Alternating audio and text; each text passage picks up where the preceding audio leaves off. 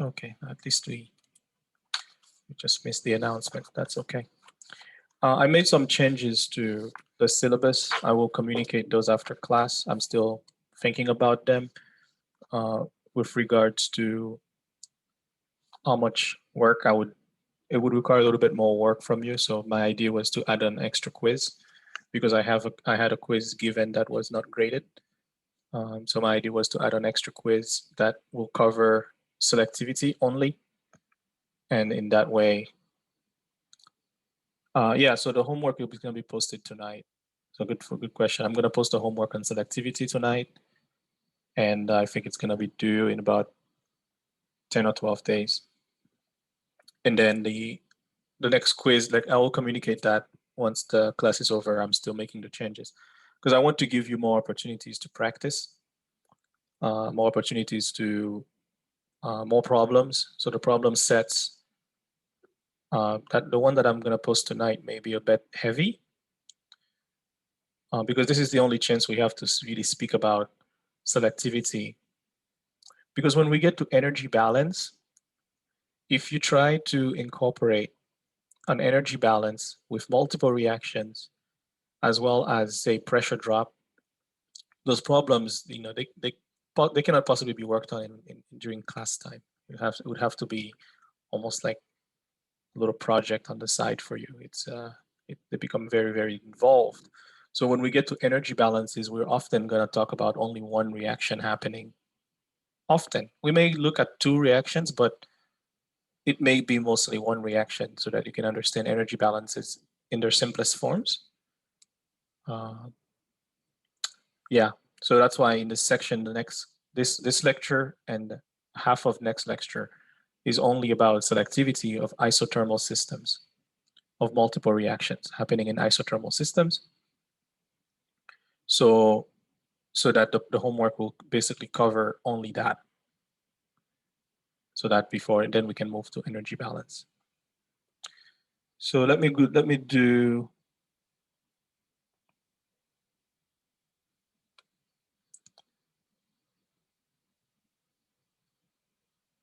let's see. You have a material quiz that day, next Tuesday. Well, I have to look. Let me check actually. Let me look right now because I had potentially I made a potential modification. So let me see what what change I made last night.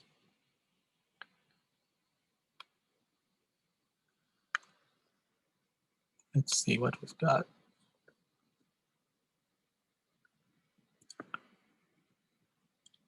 Yeah, and then it would have been next Tuesday. So maybe what I can do is, yeah, it would have been next Tuesday. Okay, I'll think about it. I'll keep that in mind. But it would also be the best time to have it. It's crazy. I can put it on April 1st. I can put it on April 1st, possibly. But I'll communicate it. But that quiz number 6 would only be qualitative assessments of multiple reactions. So we looked at parallel reactions last time. We looked at, for example, what sort of reactor would you choose depending on the orders of the reactions, depending on the temperature. What temperature would you run at depending on the orders of reaction? Um, so this is what the quiz would be about. I don't want to give it in 2 days because that seems a bit too early. Next Tuesday may not work out since you have a materials quiz, but um, I still need to decide whether or not that should impact my decisions. I haven't decided that yet, but it may because I want to help you guys and everything. But I also will communicate what to expect. But in any case, making changes like this halfway through may not be warranted to begin with, so I may not do it in the end, adding an extra quiz. But that's what I'm thinking about. So let me share my screen. We'll do a quick wrap up of parallel reactions. And I'll once again talk about, and I will once again talk about the way we are approaching this chapter. Your book does a very good job. I actually like it a lot. But I also wanted to add a little bit more info, mostly qualitative and conceptual info. And this is what we are doing. So let's see where we were last time.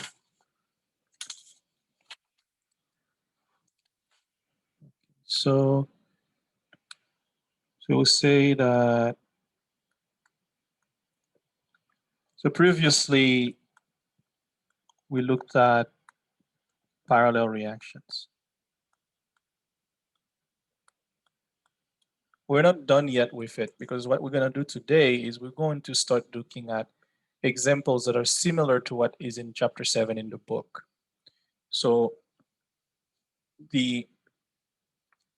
we're going to look at this because the examples in the book are quite nice. They're very good examples that you should look at. But I'm going to do another example that is similar, but explain as I go through how I went about to solve it, and then talk about the different ways you can approach these problems to solve them. And some of it is what's easier to do.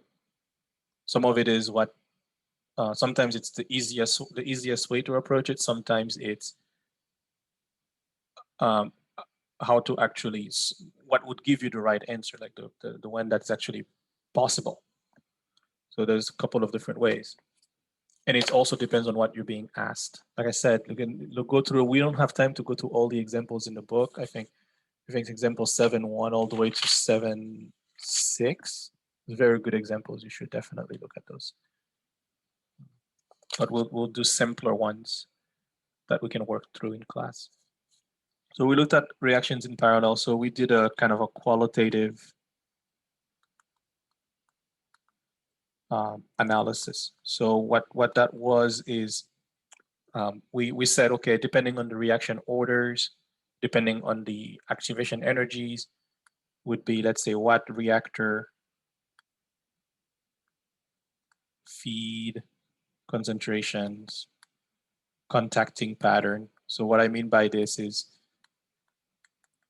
what kind of reactor, how do you contact the two streams? Do you add the two streams at the same time? Do you, let's say if you do semi-batch, do you add one of the concentrations, one of the components at lower concentration, and you feed that slowly, because that one, goes towards the unwanted product.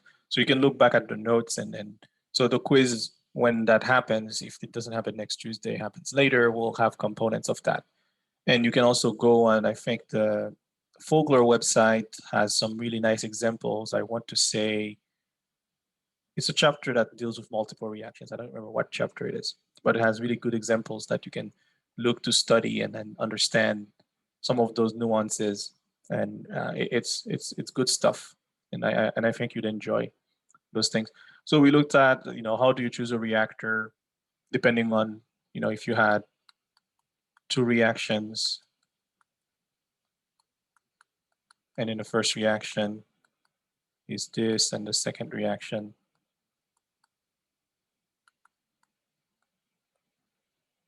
right is, let's say, Ca. So which reactor would you choose if D is desired? So we looked at these, and we had an example where, let's say, if A plus B goes to D and A plus B also goes to U, and depending on the concentration and the order of A or B, so if you had a reaction where minus RA is, let's say, 1 times CaCb squared, and let's do differently. Let's say and minus RA1 and minus RA2, let's say, is 0.5 times CaCb. Let's say you had something like that, then what choices would you make to maximize if D is desired? So in this case, for example, if you divide RA by RA1 by RA2, so this is better of a review, you'd get something like 2 CB to the negative power. So what this tells you is you want to keep the concentration. This is your selectivity, instantaneous, right, of D over U. So what this tells you, for example, would be keep the concentration of B low so that the selectivity can remain high. So this is not a rate, okay? This is just a selectivity, instantaneous selectivity. The one thing you need to understand is the one thing, it's pretty obvious, but maximizing instantaneous selectivity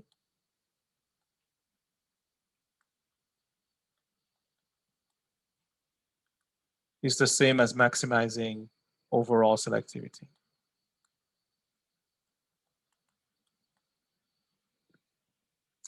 You see here, however, that we're not saying anything about conversion. We're not saying anything about conversion. We don't know how much conversion is occurring in each reaction, and this is not part of the decision making.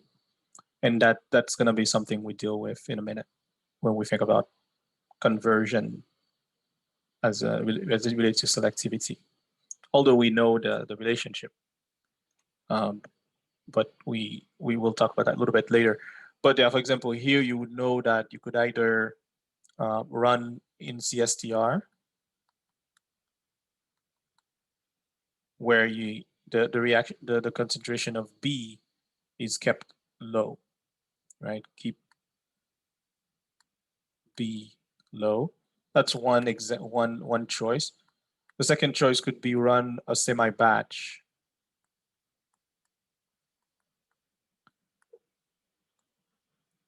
where B is fed over time.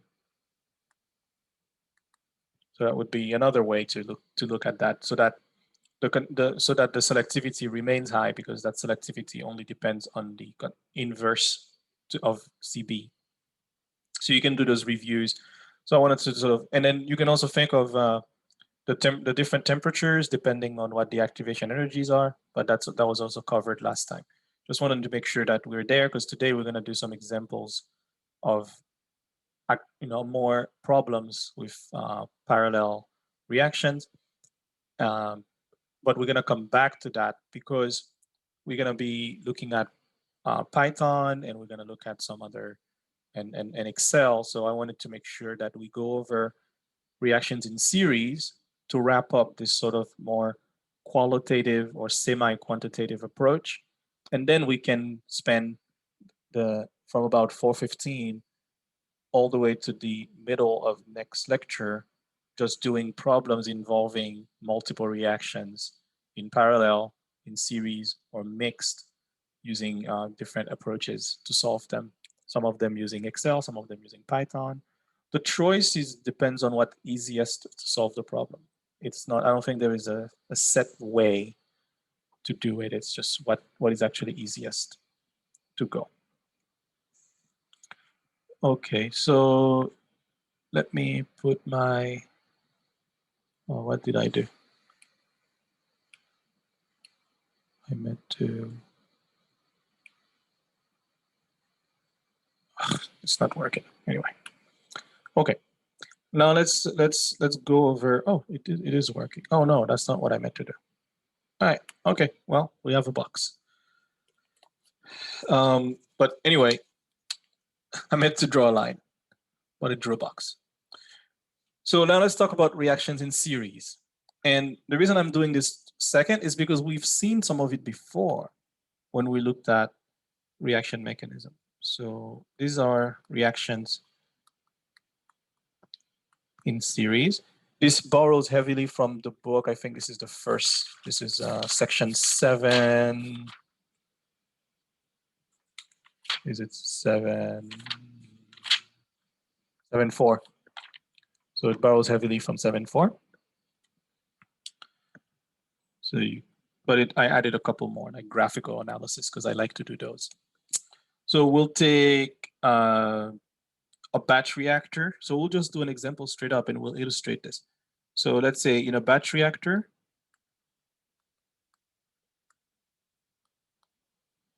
there is this reaction. A goes to R, goes to S, and this is elementary. So the reactions are elementary. Just for simplicity. So we'd have sometimes you will see those species independent rates. So R1 is a K1Ca and R2 is K2Cr. These are species independent rates. If you remember from chapter 1 or 2, pendant rates. If you remember from chapter 1 and 2, you know, R1 is Ra over mu A, right? So that means minus Ra, right? So that's pretty much what that means, species independent rates. And, you know, R2 is RR, RS, let's do RS actually. RS over mu S, which is RS, right? So these are the species independent rates.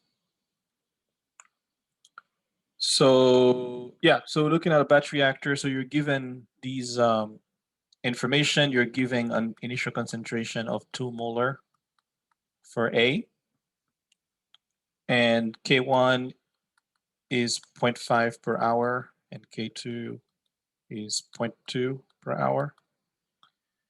And you're asked, the question you're asked is to plot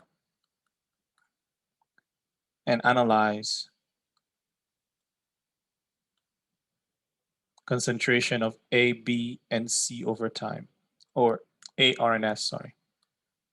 Concentration of A, R, S over time. And the second is to calculate the maximum concentration of R, calculate CR max. That actually can be reached in the reactor. And the third point is to calculate the overall selectivity. Let's say R with respect to A. And yield, selectivity and yield, sorry, forgot to write that. Okay, the first thing I want to mention is that for parallel reactions, we were really one of the parameters, some of the parameters we cared about were the reaction order, we cared about the activation energy, and we did a lot of analysis that did not involve time or tau or space-time. So you'll see that for series reactions, time and space-time become an important parameter because you can tell, I can just draw something on the side here. You can tell what's going to happen. So if you, let's say in this batch reactor, over time, so this is concentration, Ci, Ca is going to go down. So it's going to be A. Cr is going to go up, but then it's going to go down. It's going to be a maximum somewhere. And then CS is going to go like this, and then eventually going to go up. So, I mean, this is just representation of the form. It could end up having a different form depending on the values of K2 and K1, and depending on the reaction order itself. But this is kind of a generally what's going to happen. So what you're caring about here, you can see time becomes a factor, because if you want to maximize R, you want to operate at like an optimum time, right, to get an optimum concentration of R. So this is what we're calculating right now.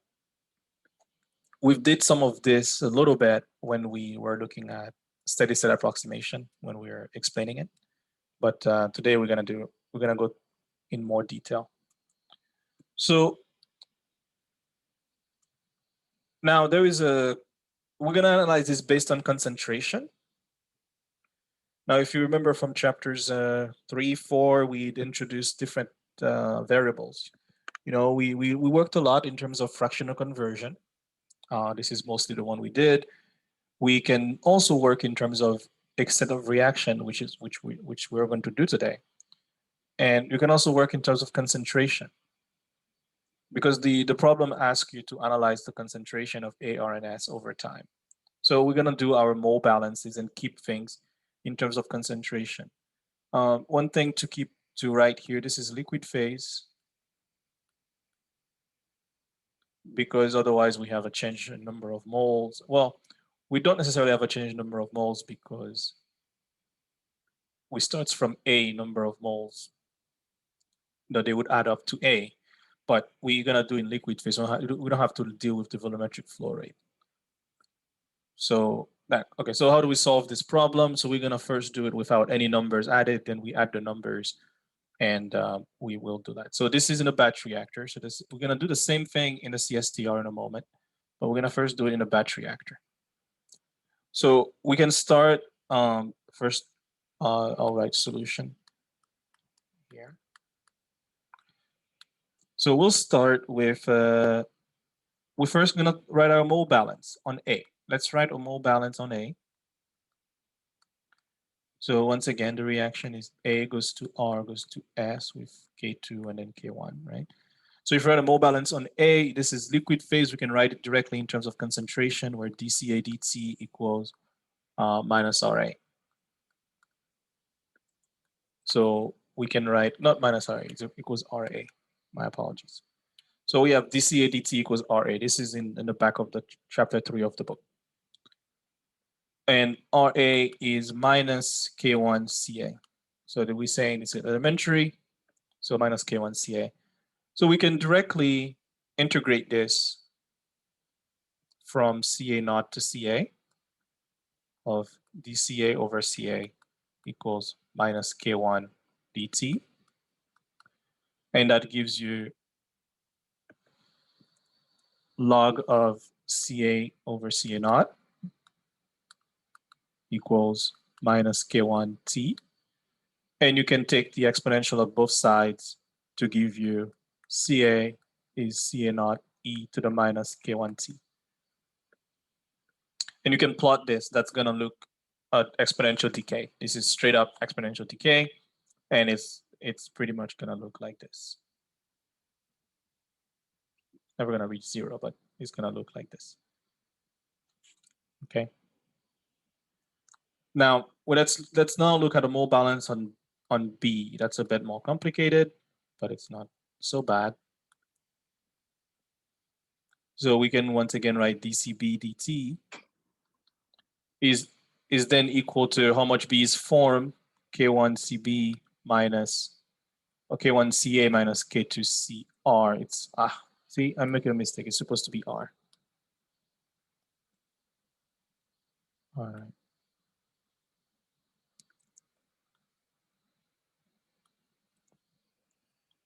Okay, so you have this form. Now to solve this, you have to call on to your integration factor. So if you put all the R terms on one side,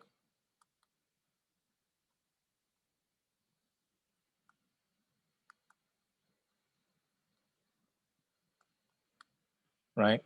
Now CA is CA naught e to the minus, CA is CA naught e to the minus K1T. So it's K1 CA naught e to the minus K1T. So you can call your integration factor, or call that your integration factor is e to the B. That would be like a B, e to the BT. So its integration factor is this. Oh, no, not the integration factor is actually just this. So you can look up on YouTube or other book how you use the integration factor to solve these sorts of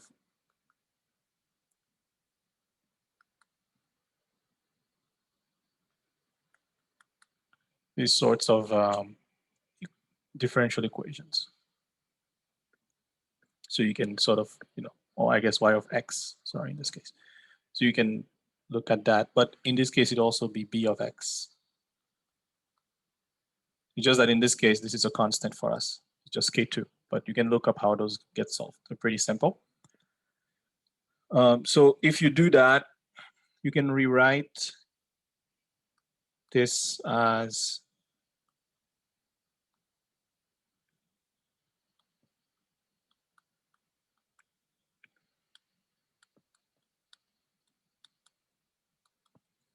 as this, and then you integrate both sides, and your initial conditions,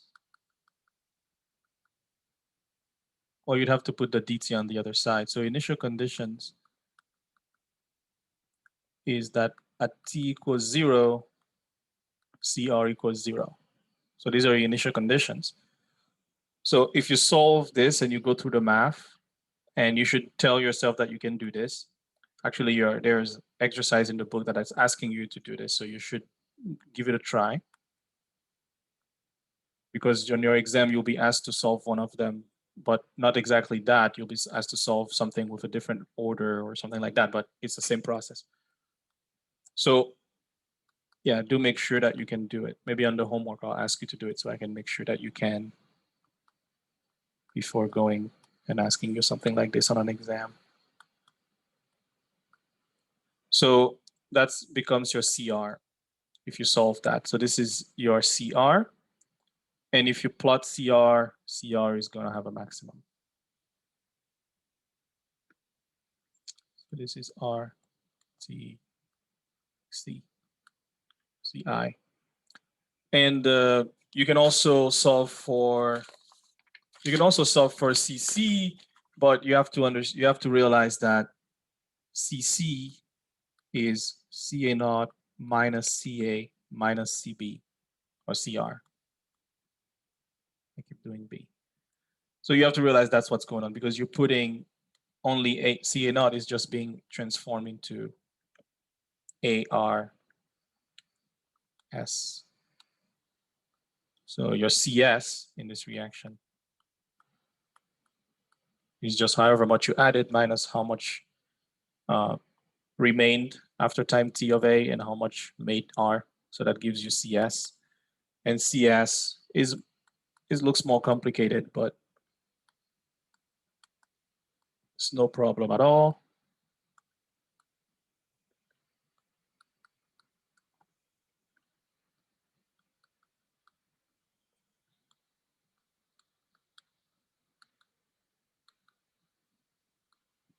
So CS then equals this. So now the question is, and this answers your first question. The question is to plot it, right? So if you plot this over time, you know K1, K2, CA naught. If you plot this, it would give you something like this for S. So this answers your first question. Okay, that the shape of the plot just depends on K1 and K2, and we're going to actually talk about that in, after this example, how those changes affect the maximum, the optimum, and I think I have a PowerPoint slide that I made just to go over that with you guys. So yeah, so that answers the first question. So the only thing that I think you really need to be able to do is this. So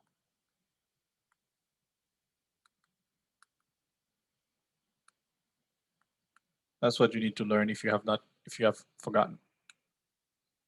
How do you use the integration factor? I guess it starts from here. How do you actually go through that?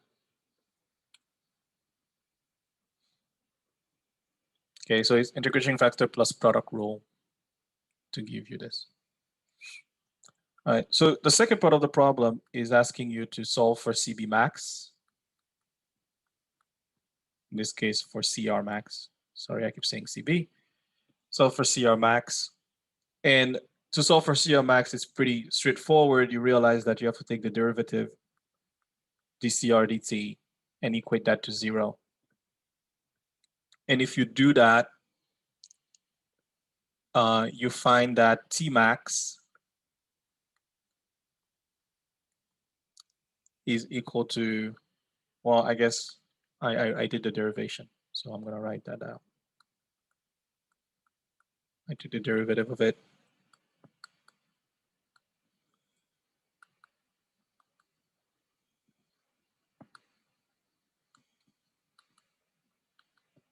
Which is pretty easy to do, actually. And if you equate that to 0, you find the the optimal time, or sometimes I call it T optimal, sometimes I call it T max, but it's the same thing. I interchange it. So don't worry, there is equal to this function. So it basically depends on what K2 and K1 are. So what you find out is if K2 is much larger than K1, your T max is very, very early. So your time to get to the maximum is pretty short. You can kind of tell from this equation. Whereas if your K1 is much larger than your K2, it takes longer time to get to your maximum concentration. And if you put T max back into the CR equation, so then CR max is then equal to something big, unfortunately.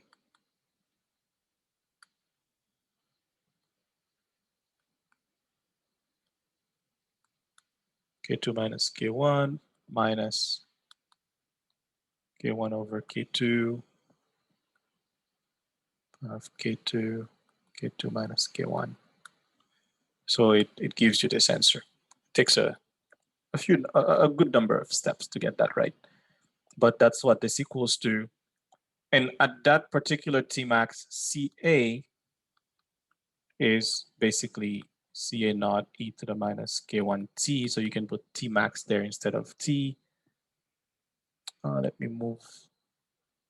What I like about this is you can move things, which is nice if you want to get space. So that then equals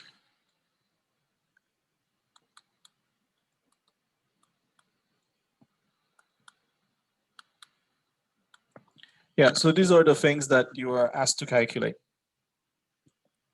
Okay, so you can also calculate CC at this by doing the same thing. CA naught minus CA minus CR. You can calculate CS, sorry. Now, once you've done this, we can put some numbers, and this is for a batch reactor that gave you all the information you need.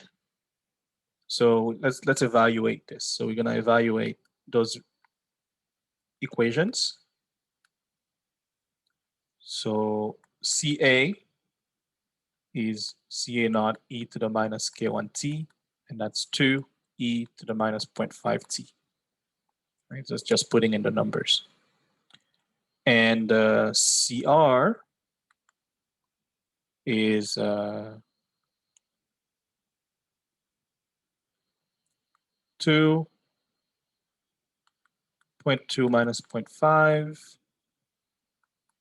times 0.5. That's based on the, oh, did I make a mistake somewhere? Let me check this. Let me check this really quickly. I think it's 0.5 minus 0.2 because it has to be positive. Right, let me check. Is that correct? Let me check this. CR. Yeah, K2 minus K1. And this is K1.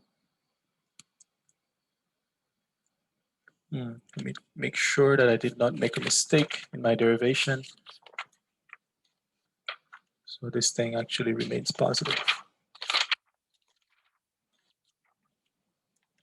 see here.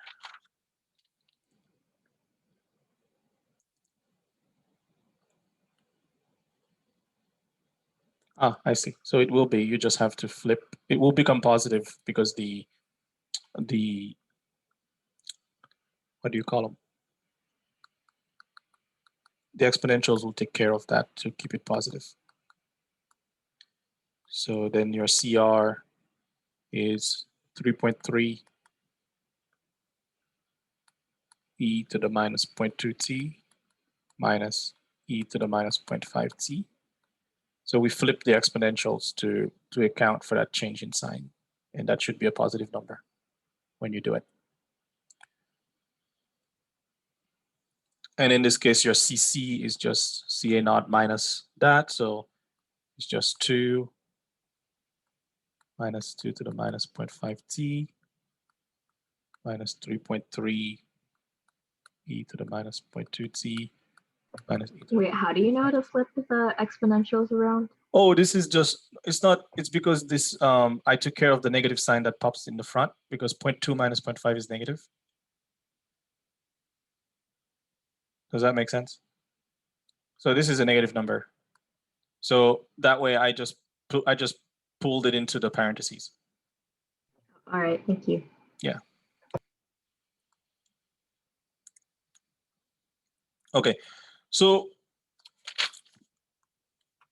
you, based on the numbers, you can calculate the T max, which is what you're asked for.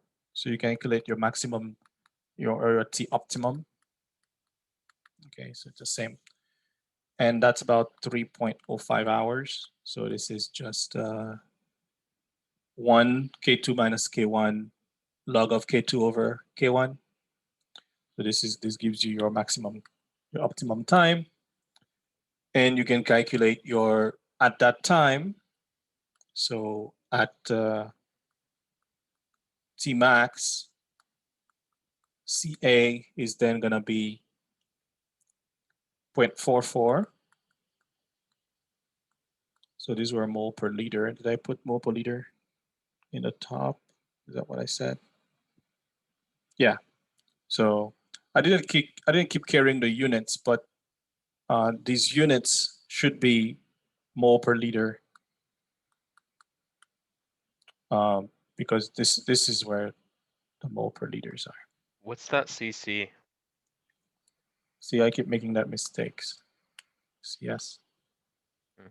Yeah, because I in my notes it's CC, but since I started with S, it's too late now.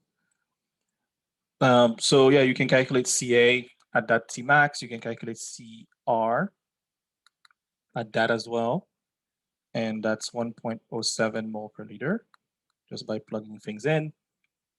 And you can also calculate CS, and that's just the difference. So this is 0.49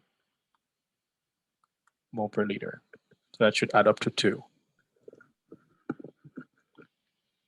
So now your selectivity of R with respect to S.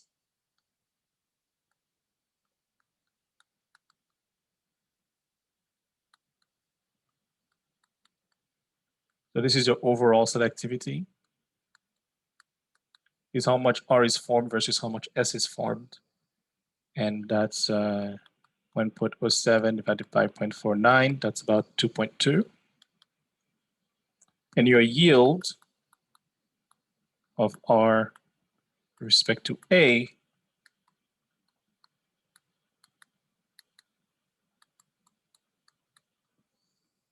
is about 0.5. So half of your feed is going to make R at that particular time, right? So if you let this go too long, all of the R is going to make S. So that's why time becomes a very important factor when you're dealing with series reactions. You have to do, you have to time it right. And this is where, for example, recycle reactors come back, your favorite things. Because if you have a continuous reactor, you can operate at optimum tau, right? So if you have a batch reactor, not a batch, a PFR, you operate at optimum tau, but that tau is not the maximum conversion.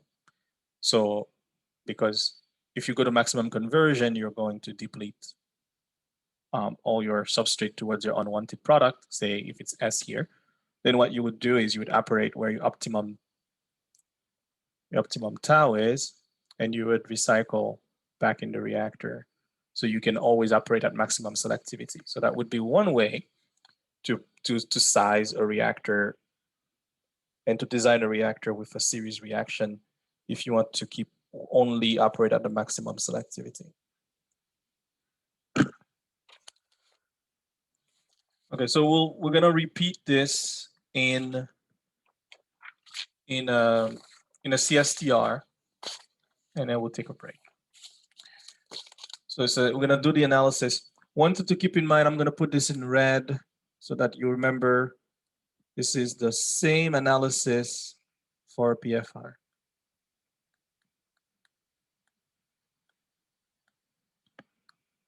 Replace T with tau. It will be the exact same because yeah, you could check for yourself. If you just replace T with tau, you can go through the same process. It's gonna look exactly the same. The derived equations are gonna be the exact same.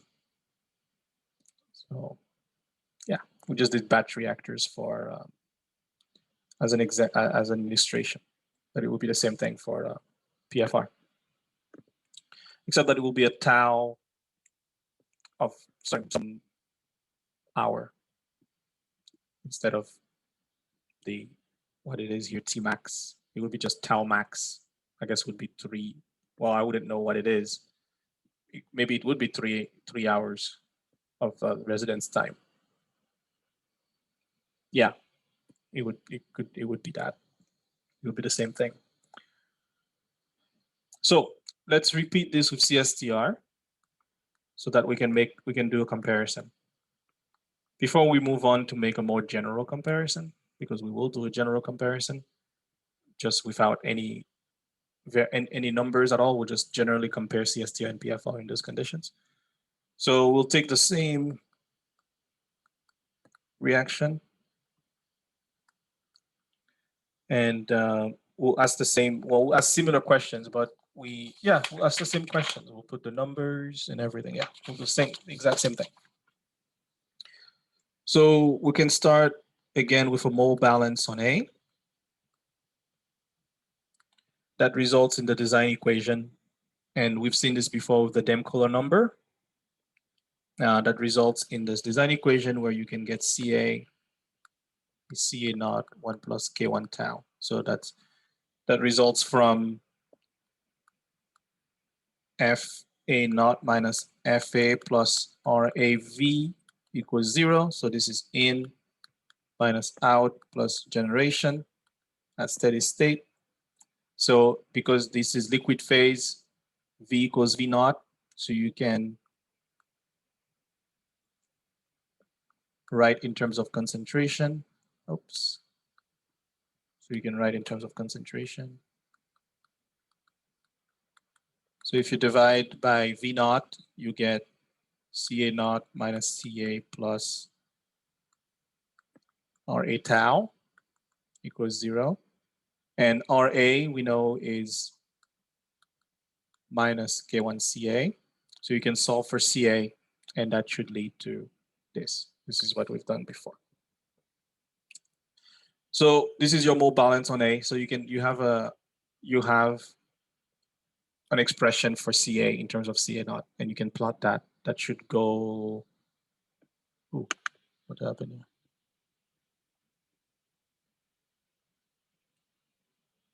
Yeah, that should give you a curve that goes down as tau goes as tau increases. Now you can do this. You can do a mole balance on B on R. Sorry, keep saying B. Mole balance on R. There's no in. It's just what comes out. So initially there's no R in the reactor. So it is minus FB plus RB, which is how much is made versus R, how much is depleted, times V equals 0. Right, so this is, yeah, so this is your mole balance because there's no R in initially. And if you solve for this, you'll get the CR is equal to K1 CA tau over 1 plus K2 tau. And you can replace CA with what you've calculated before. That gives you CA, K1 CA dot tau over 1 plus K2 tau times 1 plus K1 tau. So that gives you another curve for CR, and that curve goes through a maximum. because of the tau term here that will go through a maximum. So that's going to look very similarly. This is tau. This is CI. This guy is going to go down. And we can do the mole balance on S as well. But it's the same idea. CS is CA naught minus CA minus CR. Okay. Now you can do maximum R, right? CR max. It's the same thing. It's equal to dCr d tau. And dCr d tau equals 0 should give you, oh, I have a question. The S mole balance. So let me.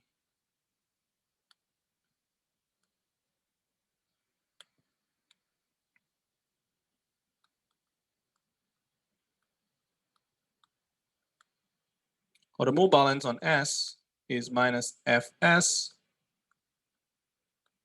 plus K2Cr V equals 0.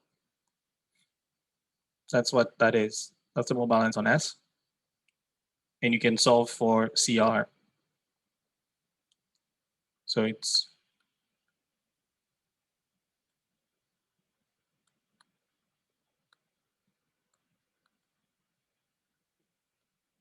so you can solve for this in terms of tau. So, but then you have to replace CR with what it is, and then that will give you a much larger final. It will give you a much larger final answer, which once again is going to look more like that once you plot it. Because I actually didn't write it down in my notes, unfortunately. But can I find it somewhere? Let's find out. Ah, there it is. All right. So let me find it. I'm going to write the answer for you instead of deriving it. Let's just write the answer. So your final CS is actually tau squared K1, K2, CA naught over K1 tau, 1 plus K2 tau. So this is what your CS is finally going to be in terms of CA naught. So everything is in terms of CA naught and tau. So and that's going to look like this if you plot it. Okay, so you can get your maximum CR in the same way by taking the derivative and equating that to 0, and it gives you a tau max or a tau optimum of 1 over square root of K1, K2. So this is the maximum, the optimum. This is the optimum spacetime that you can get to. And you can then go back and plug that in. Similarly, if you go and plug that in and you do some, and you do a little bit of math, it should give you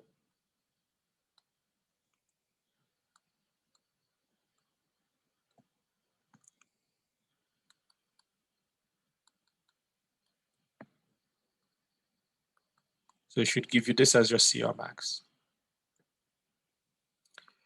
So the important thing here is that now we have all the, all the equations. Going through the math is just cumbersome because these are just I think there are 3 or 4 steps, but it's cumbersome to do so because it's not as important.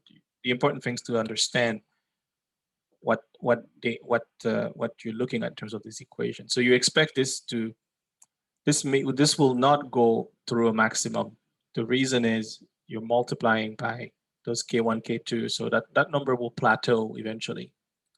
As you'll find that it plateaus actually rather than going through a maximum if you plot it.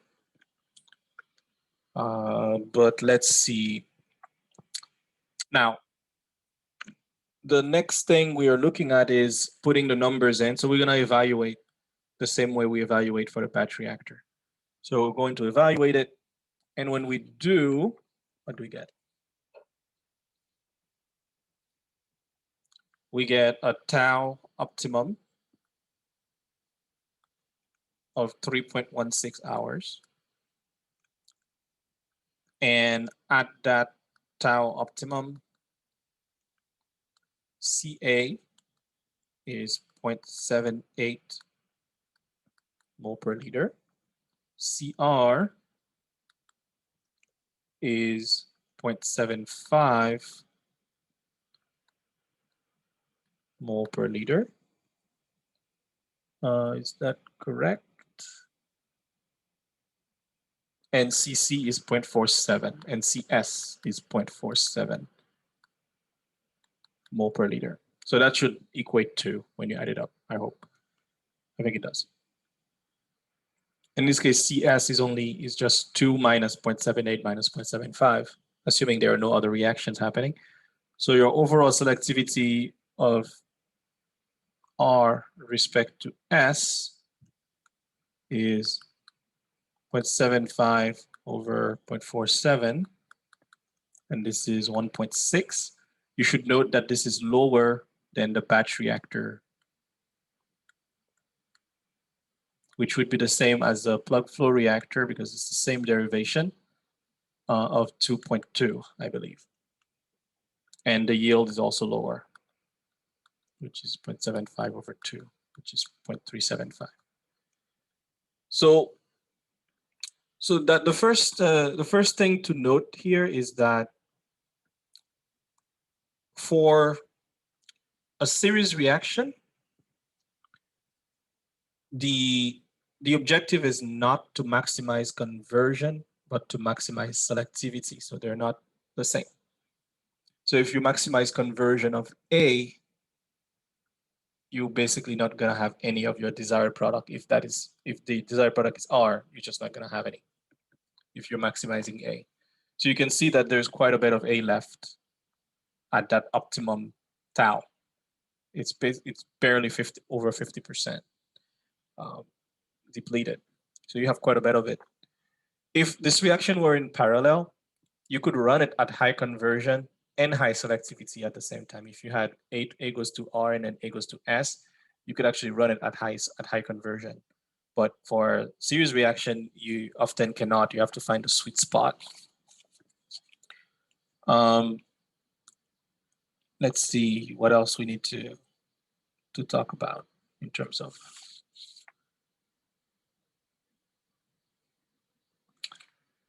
Yeah, so and then you can see that your PFR and batch systems will give you a higher selectivity. And that may be the case for every type of reaction in series that look like this, because, and as I'll show you graphically in a moment, that the PFR will give you the best selectivity, and the batch will give you the best selectivity. The CSTR will give you lower selectivity for a series reaction. So then the one thing I wanted to do now is let's take a break for 5 minutes. Then we'll come back and we'll look at more qualitative K1, K2 dependence of that selectivity. How we're gonna basically show a few graphs of if you graph as a function of K1 over K2 or K2 over K1, then you can see how does the optimum tau and the CR max change and make some general claims about it. So yeah, let's take a short break. We'll come back at about 4:08 or 4:09.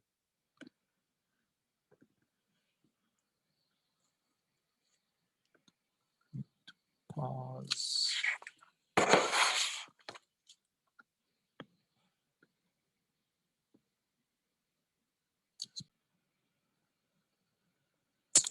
Okay, let's get started again. And this time, what we'll do a general comparison between CSTRs and PFR for reactions in series. So we mentioned earlier that it's possible, that in a PFR, your selectivity will be always higher for reactions in series than in a CSTR. Now the choice may be down to operating conditions, the things that you need to do. So for example, recycling and other types of changes you need to make as to why you would run the reactions in series in a CSTR rather than a PFR. But let's take a look. Let's do a straight up. Let's do a one-to-one comparison.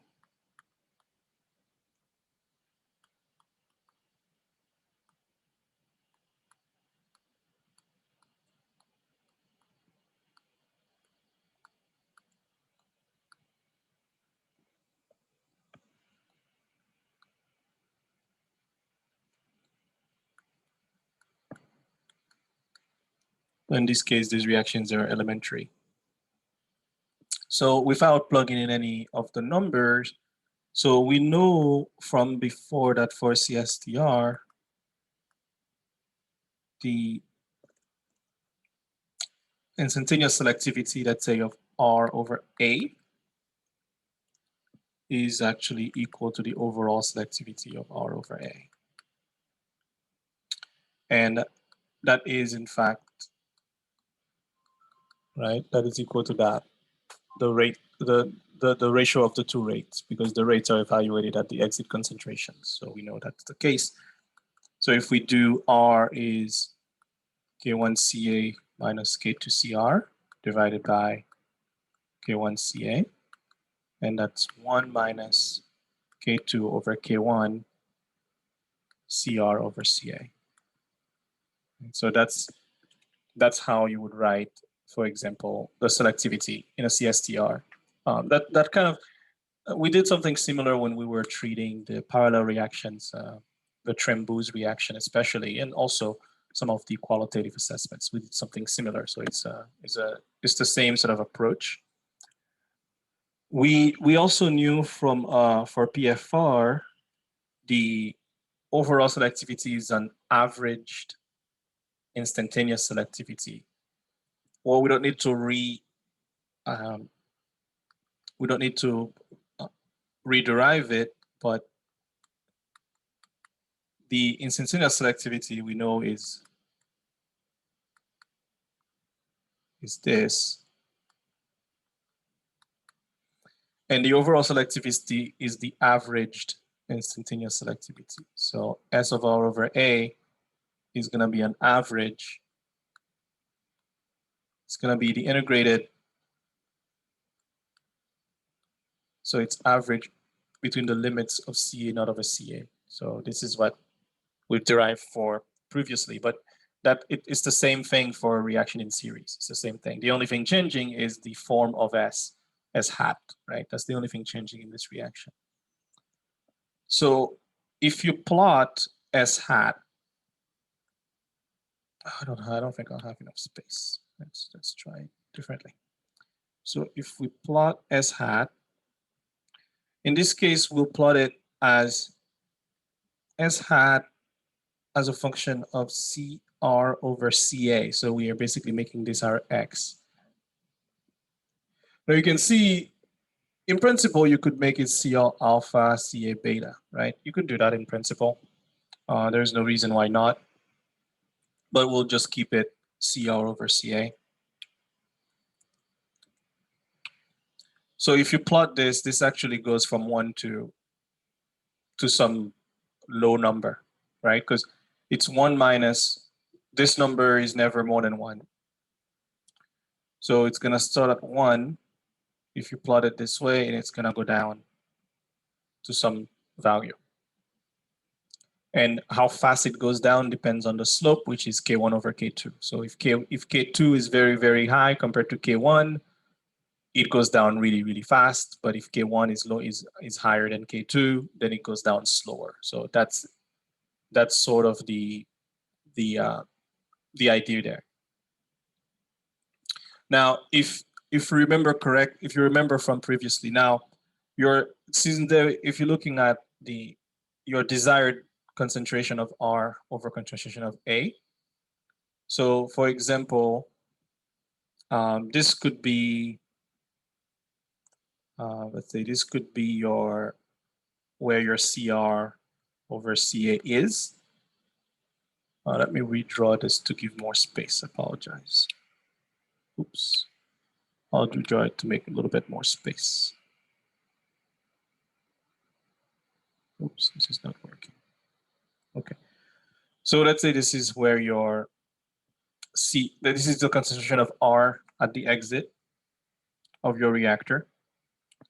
So if you were to operate this in a CSTR, your selectivity would be right here, right? So it's a very similar thing we did for parallel reactor reactions. So this would be your concentration of R.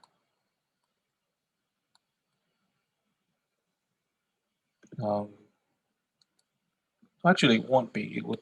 It's normalized. So this would be what your selectivity is. This is your, what have I done? Okay, let's try this one more time. Yeah, this here would be over there, or would be your overall selectivity, CSTR.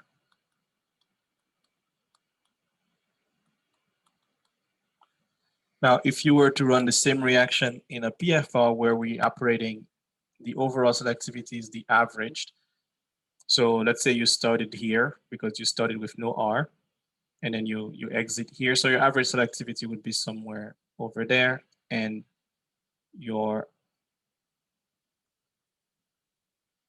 so this would be your averaged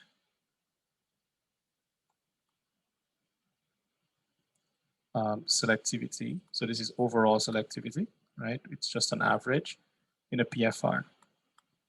So suddenly you see that you're operating at a higher selectivity in a PFR for this type of reaction. Now, you might have some differences depending on the order of the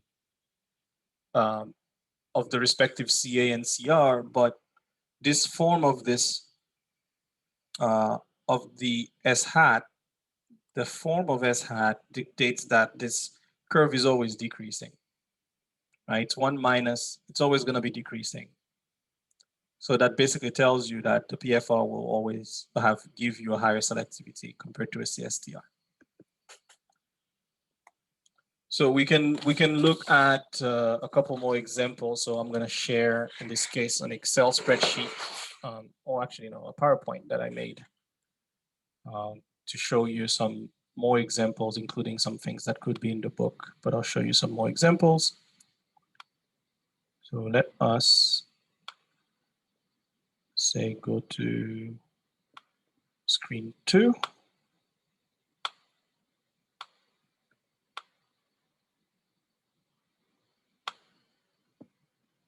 Okay, so I made some more comparisons between a CSTR and a PFR. So these are a simple reaction where A goes to R goes to S, right? And what you're looking at, let's see if I can have my laser pointer, there we go. What you're looking at, so these are elementary reactions where I put Ca naught equals 1, K1 is equal to 1, so K1 is here. And I'm varying K2. And I'm looking at the concentration of, in this case, R, yeah, this is CR over C naught as a function of K1 tau. So as K1 tau increases.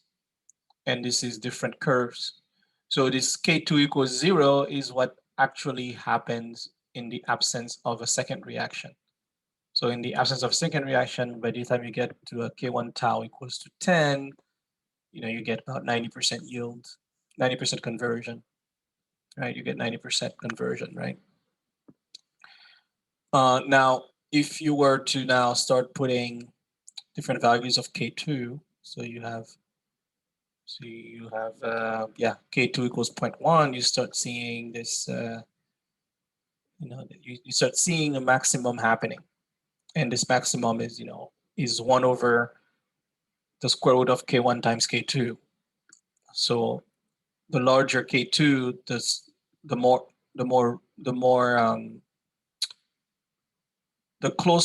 smaller this maximum is going to be. So if K2 is equal to 1, you can see it. So let's say it was here, it shifted over here. Now if K2 is equal to 2, it shifted again. But you also notice that your maximum CR is getting smaller and smaller. if you compare. So you can tell that, and you're operating at lower conversion too. So you can see this is your conversion would be much, much lower if you had a K2 equals 2. So I think I will post these PowerPoints on Canvas in case you want to review them as well. Now, the next slide, you can look at CSTR PFR comparison. This is the same reaction happening in a PFR and a CSTR. The difference now is that the equations are different, right? Remember, we derived the ones for the batch reactor. So the design equations and those equations are different, but you can plot. So you can see from the early things we were doing why a PFR is better. So you can see for the same K1 tau, the PFR gives you higher yield. So you can tell just by graphing it. That's pretty clear that the PFR gives you higher, even at very high tau. The PFR already gives you almost 100% conversion in this particular case. So now if K1 is equal to 1, use what you then notice. So your CSTR is in brown. So it reaches this maximum and then starts going down. The PFR does the same. What you should notice here actually is that, and we're gonna see this on the next slide, the optimum K1 tau is the same for the CSTR and the PFR. Yeah, it's the same when K1 is equal to 1. And we see that actually pretty clearly on the next slide. It's the same when K1 is equal to 1. And if you have, well, I guess I should have done 0.1 before. So if K1 is equal to 0.1, you still see that the PFR gives you a higher concentration of product compared to the CSTR. And if K2 is equal to 10, so I mean K2 is equal to 0.1, K2 equal to 1, and K2 is equal to 10, you can see that. So you have to note two things. You reach the optimum tau pretty early in both systems. They're about the same, but I think the PFR you reach it faster. But I have to double check that for sure. But you reach your maximum pretty early. But you see what happens with the PFR? It also goes down very fast. So you have to also keep that in mind. So it's like the lesser of two evils.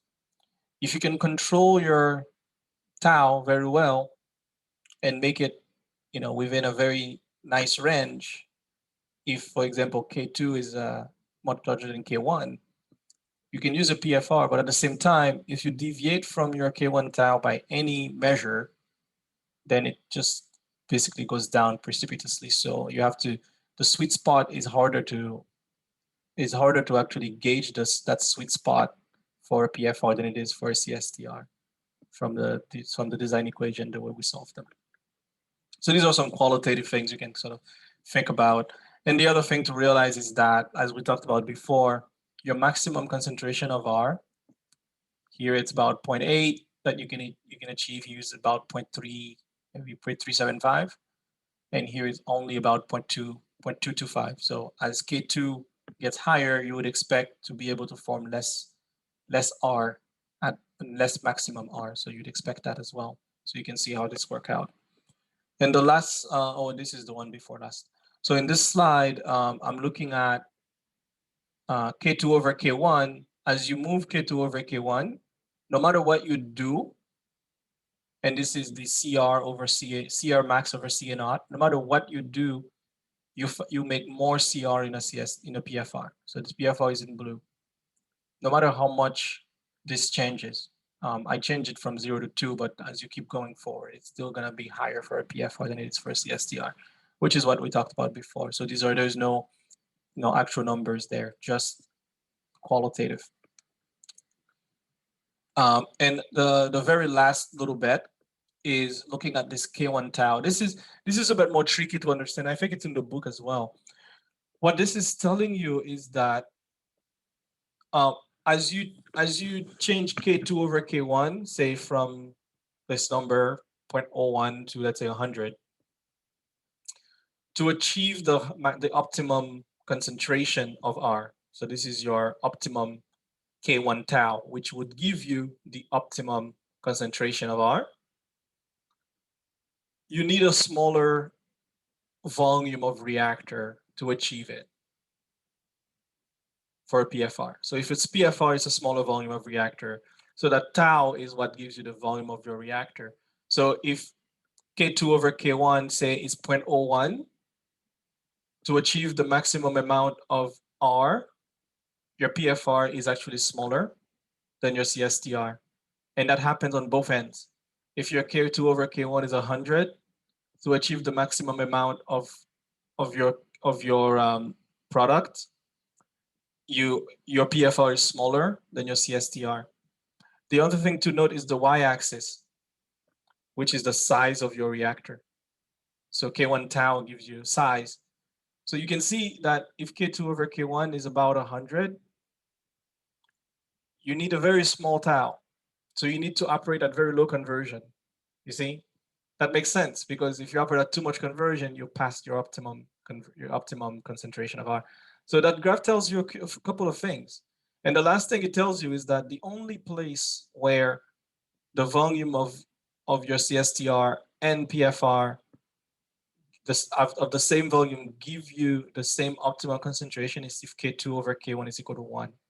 That's the only place where there's no reactor size difference for the optimal concentration of R. So yeah, that tells you a few things. I think I believe the book goes through it. I'm not sure if it tells you all the different little nuances about this graph. But in the book, figure 7.3 is also quite nice. I didn't graph it that way, but figure 7.3 is quite nice. Yeah, I had graphed it, but I decided not to put it on. But yeah, figure 7.3 is about yields and how your yield changes as a function of CA. So you can look at that as well. It's pretty nice.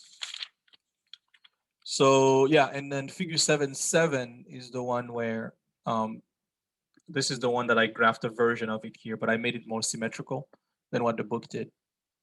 I think the book shows a different set of numbers, which I couldn't find out what they were. Yeah, so I made it a bit more symmetrical than what they did.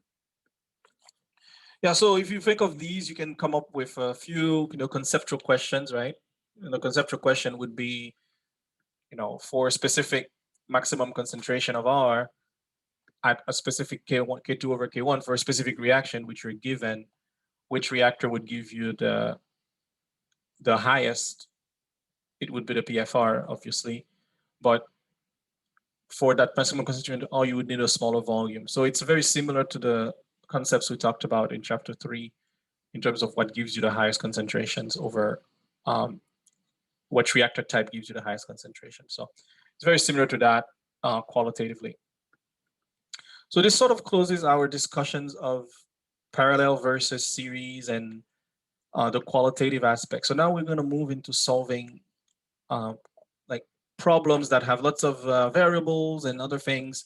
And that's what we're going to do. I think we're going to try to solve 2 of them. But the next lecture, the first hour, we're also going to solve a few more. And we'll go over some of the methods that we employ to use them, which ones are preferred and which ones are not recommended, I would say, to solve those problems. Okay. Let us now stop sharing this. If you guys don't have any questions, let's stop sharing that. Let's go back to our Scribble. Where is it? It's gonna go back to that, but I need to exit this slide. Bam, bam, bam. All right, we're back here. Okay. We're gonna work out a couple of examples.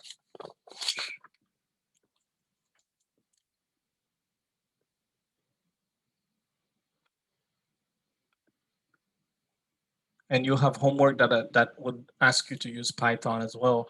You can also, we'll go over that in a minute, but you can also use things like, there is a method, the Runge-Kutta 4th order Runge-Kutta method.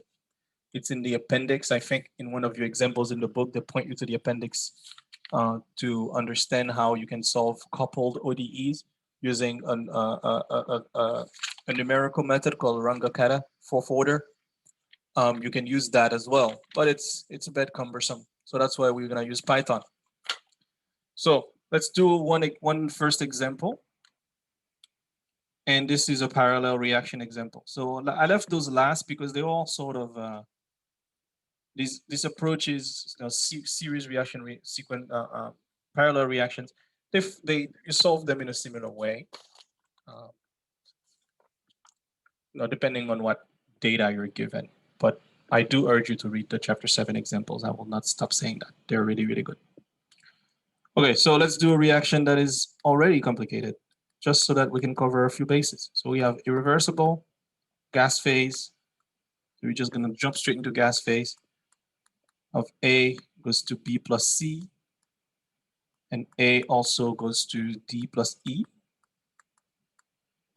So we have these two reactions. This is isothermal, and this is we'll do a fluidized bed. So this is a CSTR, and elementary reactions, just to keep things simple.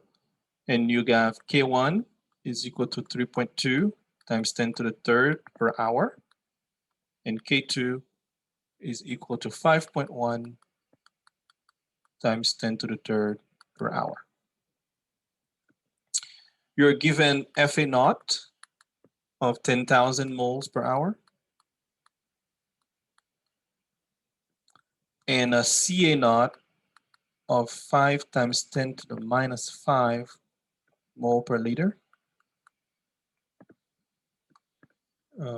It says mole per centimeter cube. It's a weird way of saying that, but hey. All right. And the feed is 1:1 A nitrogen. And you're told to neglect pressure drop in the reactor, just to make things simpler. Because if you had pressure drop, you have a very big change in number of moles, because you actually go from, you could say you go from 2 moles to make 4 moles, but that would be very difficult. So the question you ask is, what volume of reactor is required to achieve 80% conversion of A?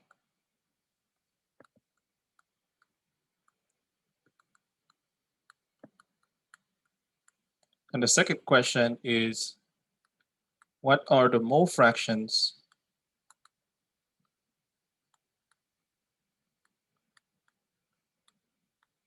of A, B, C, D, E, N2 in the effluent, so at the exit?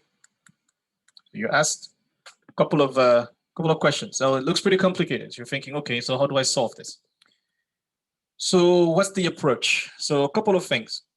So in this particular problem, the reason I chose it is because you can actually do 2 different ways, maybe even 3 different ways, but you can do 2 different ways. One thing you can notice is that, remember I said in the beginning that using fractional conversion can be problematic for multiple reactions, and it is. So you have to ask yourself, what's the basis for solving? One basis could be, is it going to be fractional conversion basis? Is it going to be extent of reaction basis, or is it going to be concentration basis? So you have 3 choices. So you have to think of which one is more appropriate to use and which one is easiest to use. There is an easy problem one. The part 1 can be solved using fractional conversion because you're looking at just the overall conversion of A. So A just remains a reactant no matter what. So no matter how many reactions A is in, it's a reactant. So you could look at the overall conversion of A to give you a size of the reactor. But what you do not know is how much A goes to B plus C and how much A goes to D plus E. So you can solve it that way pretty simply by doing you can solve it pretty simply by doing is it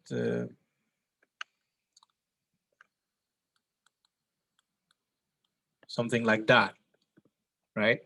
You can just plug in. So in this case, minus RA is K1 plus K2 times CA,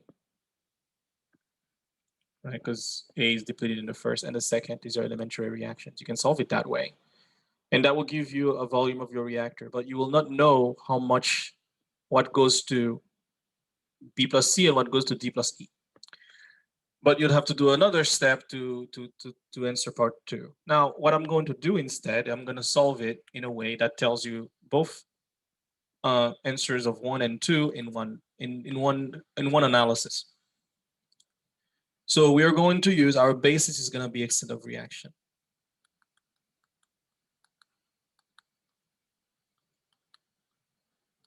Eta 1 and eta 2. So that's what's happening here. So eta 1 is just extent of reaction. If you remember correctly, extent of reaction is it out minus in over the stoichiometric coefficient? That's what that's equal to, if you don't remember. So we're going to use extent of reaction, and we're going to do a mole balance on A. So let's see, where am I?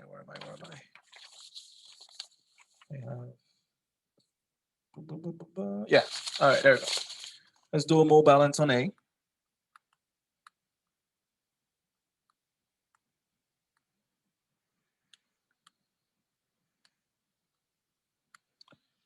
So if we do a mole balance on A, we find that well, we're going to change things to extent of reaction. Right, this is a mole balance on A. We're going to look at our stoichiometry.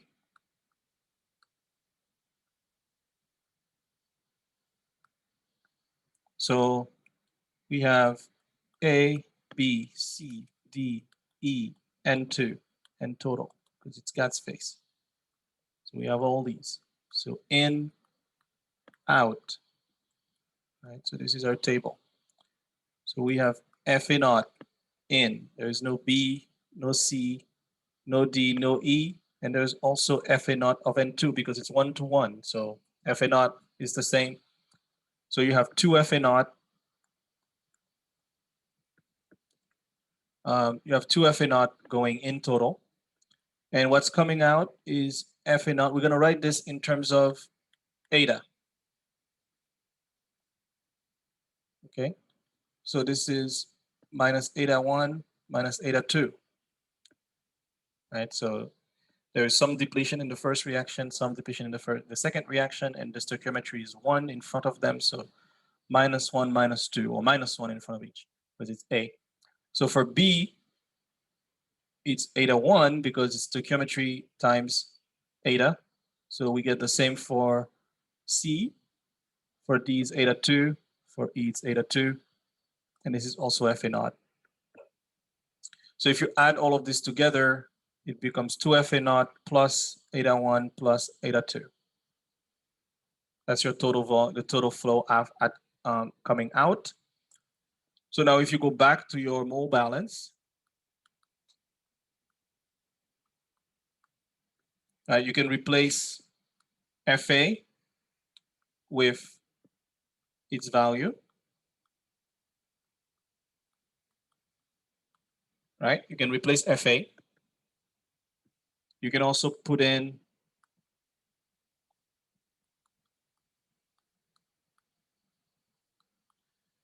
the RA. So A is being consumed in the first reaction as K1CA, consumed in the second one as K2CA. So it's K1 plus K2 times CA. And of course, we know CA is FA over V, right? So we know that. So we already know what FA is, since this is FA. So we can say V, this reaction has no temperature change and no pressure change. So it's FT over FT naught. So we can plug that in, and that's equal to V naught. FT is 2 FA naught plus eta 1 plus eta 2 divided by 2 FA naught. So then you can plug everything in V. So V in this case is eta1 plus eta2 times V naught. Well, I guess it's, yeah, because you divide it by RA. So I'll make sure I don't make any mistakes there. I don't have any mistakes. Yeah, times. So this is the denominator of the, this is V naught. This is V. And you have 2 FA naught, also part of it, K1 plus K2. You can see how this gets a bit cumbersome, right? So this is your V in terms of extent of reaction 1 and 2. You can do, now you have 2 unknowns. So your variables are the following. So you do have 2 unknowns, eta1 and eta2. So you don't know those.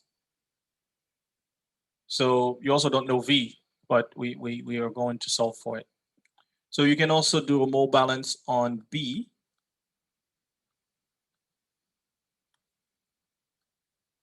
In terms of eta again. Once again, if you do a mole balance on B, what you'll see is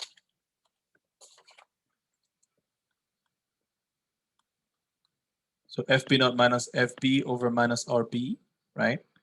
FB naught is 0, minus FB is eta is okay, yeah, minus FB is minus eta1 over minus RB.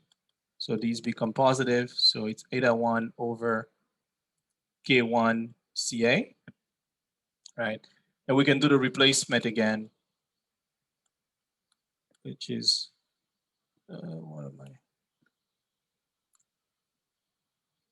I make a mistake somewhere.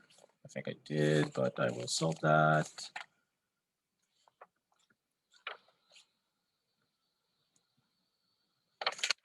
Yeah, I need to make sure that I plugged it in correctly, but you guys can plug it in.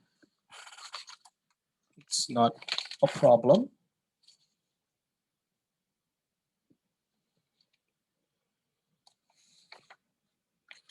Yeah, so you can plug in all the different values there if you wish. So this is that. You can plug in value for CA right over here as well. All right, but now we can't solve this by hand, obviously. So what we're going to do, we're going to go to, in this case, we're going to use a solver in Excel to solve for eta1 and eta2. So the way we set it up is we set up V from the mole balance on A and also V for the mole balance on B, and they're basically equal.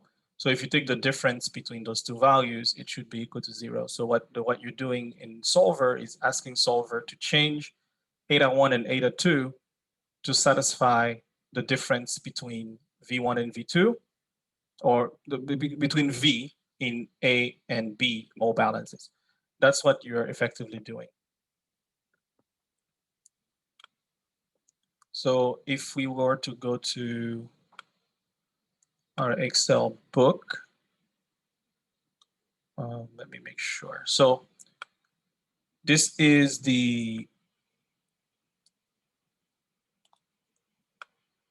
yeah, this is, I'm gonna put it here actually, copy here. So these are the what's given by the problem. So you're given K1, K2, and these are the unknowns, eta1 and eta2. So this is what you need to calculate. You're given FA naught, CA naught. I calculated V naught, but it's not necessary to know that actually. And now the first thing I did, I calculated CA to make it simpler. So CA is based on my guessed values. So this is CA. So it is 2 times FA naught times FA naught minus eta1 minus eta2 divided by 2 times FA naught plus eta1 plus eta2. So this is CA. Okay, so the next thing I did then is calculate the volume for reaction 1 by plugging in the reaction, the variable. So this is eta1 plus eta2 divided by K1 plus K2 times Ca. So this is Ca. It's K1 plus K2 Ca. And this is reaction 2.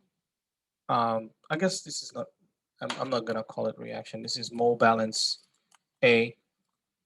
This is better. I don't know why I decided to call it reaction 2. Mole balance B. So that was not the right thing to say. So mole balance B is eta1 divided by K1 Ca. So these are guessed values of eta1 and eta2. But I guessed them because I know FA naught is 10,000 moles per hour. So I guessed them so that they're about in that range. So I guessed my initial guess, for example, was to put eta1 at, let's say, 2,500. Let's say 2,650, and I put eta2 at 500 at 5,000. What is happening here? Oh, at 5,000. Oh, I meant to put 5,000. Okay, so if I do that, let's say I would guess that. And basically, that's about, what I would say it's 80% conversion. And now I also calculate 80% conversion. So conversion is how much is converted of A. So this is FA naught minus eta1 minus eta2 divided by FA naught. That is XA. And that's supposed to be that's supposed to be 0.2, right? So that's the 80% conversion. So if I go into solver and I tell solver, where are you, solver? Okay. Now, if I tell solver G15, which is the difference between the two volumes, the two mole balances, so there's two volumes. I tell solver, make G15 equal to 0 by changing eta1 and eta2. So changing these two cells. But I want you to keep conversion lower than 0.2. I'm going to change it to 0.25. The reason is you can't put the exact number. It's going to give you a problem. So let's say let's make it lower than 0.25. So let's say okay. All right, and then solve for this, and that should give you what has happened? It gave me, oh, let me change this. Maybe I should put it equal to 0.2 because I tried to do that earlier and it wasn't really helping. Let's do equals to, let's do 0.19 just to be safe. Okay, let's see if that solves it. Yeah, okay, there we go. Yeah, earlier I tried 0.2, but somehow it gave me an error. But maybe that was because, well, I don't know why. So yeah, so if you tell it to keep it at 0.19 or 0.2, so maybe I should try 0.2 now and see if it doesn't give me the error anymore.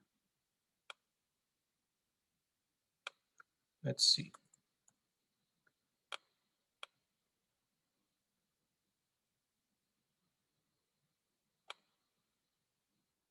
Ah, so it looks like it works. Okay, that's good. So it actually works. So yeah, so if your conversion is 0.2, this conversion is 80%. So that means there's only 20% left of A. So this is how much A has reacted versus how much A was present. So this is 0.2. So if that's the case, and this is your constraint, it gives you the volume. So this is the volume of your reactor, 134,000 liters. It's a pretty big reactor. Well, you're also putting in 10,000 moles per hour of FA. So this is one way you can solve these sorts of equation, these sorts of problems. And of course, what you can then do,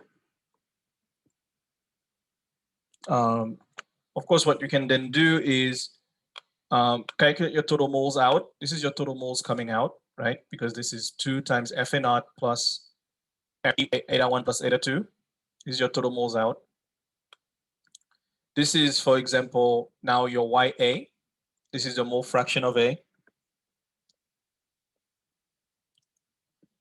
This is your mole fraction of A. So this is how much A has reacted versus the total mole over the total mole. Right. This is Fa naught minus. This is essentially Fa naught minus eta1 minus eta2 over the total moles. And you do the same for YB. And it gives you mole fractions for each one, which should sum up to 1, right? So all your mole fractions should sum up to 1. And your selectivity of B with respect to D, because they're both products. So this is eta1 divided by eta2, right? This is from your stoichiometric table. So B is equal to eta1, D is equal to eta2. So if you divide them, you get a selectivity of B with respect to D, which is 0.63. So I will also post this for you guys to play around with. Hopefully you can understand what's going on here. So this is one way to solve the problem. Another way to solve the problem, which I won't have time to get into, is to do this whole thing on Python, in Python. So in this case, you would use concentrations. You could also use etas. You could use either one, is to use Python. But what we'll do in the class is we'll use Python when we're dealing with differential equations, because that's probably the fastest way to solve them. A problem like this, it's pretty simple to solve it with Excel using GoalSeek or Solver. But when we deal with, say, a semi-batch reactor where it's actually gonna be concentrations that we use or extent of reactions, but these are gonna be differential equations with respect to time, or if we have a batch reactor or a PFR, and if we throw in pressure change, right, pressure drop, then we'll basically end up putting everything in Python. And next class I will go over how to do that. So this kind of these approaches, the solver approach and the Python approach, it complements some ways in the book which I don't think really people use much anymore. The Runge-Kutta method. It's, if you look in the appendix, and I think it's all the way in the back. I think it's what page is it? Where is it? Let me see if I can find it. I can tell you what page it is.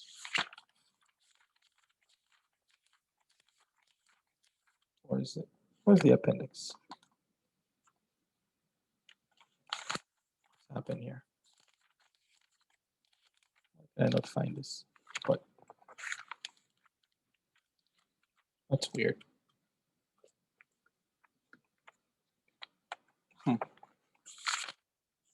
Oh, never mind. It's on page 241. I was ahead of myself. I looked all the way in the back. So yeah, if you go through page 241 all the way to page like 250, it explains the Runge-Kutta method to solve differential equations that are coupled. And it's essentially a pretty big Excel spreadsheet, which you could try to use, but you don't need to. And it sometimes fails if you take steps that are too small or too big, because it's a step method. So it's essentially going up a little stairs, in your by integrating under the curve. Essentially, that's essentially what it is. So if you take steps that are too small or too big, it changes things. So yeah, so today what we've essentially done is that, let me share my scribble again. So yeah, what we've done is, so far we've gone over some parallel reactions. So how to qualitatively size reactors and make choices. And I do urge you to go on the website by Fogler to really, where's that thing? To do some exercises. I believe if I have 1 more minute, I can quickly check what chapter it is so you guys can know what to do. I sometimes take things from there for quizzes too, FYI. Chapter 8. So if you go to multiple reactions, in chapter 8, you will see a few exercises. So for example, I can show you. This is a pretty an example of, for example, which type of reactor would you choose, right? Feed A to PFR, so you have two separate reactions. The one thing we haven't done yet, and we will do that, it depends. We may actually go the entire class talking about more problems and postpone energy balances a little bit more. That puts us a little bit behind, but I would be okay doing it as long as you guys understand this concept really well. So you can look at examples like this, where how do you size your reactor? What choices can you make? So the one thing we'll be doing, these are complex reactions. So complex reactions, meaning that well, this is not that complex. This is parallel. Right? This is just a parallel reaction, but there are complex reactions like this where, well, this is series. So where is a complex reaction? I don't see one. Well, looks like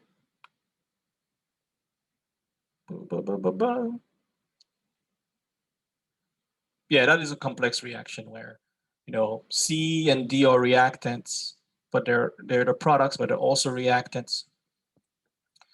And then there's also B is in parallel.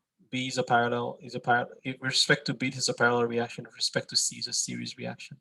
With respect to D it's also, I guess, series, but also, yeah. So these are complex reactions that you can derive. This exercise only asks you to derive the overall rates for each of the components, right? So these exercises you can do. This is a pretty simple one. So what's the net rate of C? So this is the net rate of C by being given the species independent rates. So this is important to, actually, no, this is RE, RF. So yeah, you can calculate the rate, the overall rate of C and those kinds of things. So you can do these exercises over the next few days to kind of get more and more familiar with this concept of multiple reactions. So I urge you to do that, and to also really read the examples in the book. We're gonna go over 3 more examples on Thursday. It will take us about probably just over an hour, and then we'll start talking about energy balances, which is, I believe, the most fun topic in the whole course. That's my opinion. So it's up to you to you'll judge. You'll be the judge. It's very, very, very fun when you actually, once you get it, it's like, oh, this is really cool. So everything you learned about isothermal, in some cases, is going to be spun up on its head. It's not going to be what you think because of heat. Heat is a reactant, so heat is going to come in, and the rate equation is going to look different. Your Levenspiel plot is going to look different. Everything's going to look different because now it's not isothermal anymore.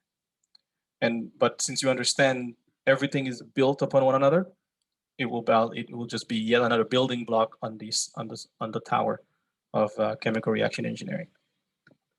So your approach is not going to change. It's just that heat effects are going to make your solutions different. Okay, with that, it was nice to have you guys, and I will post everything later.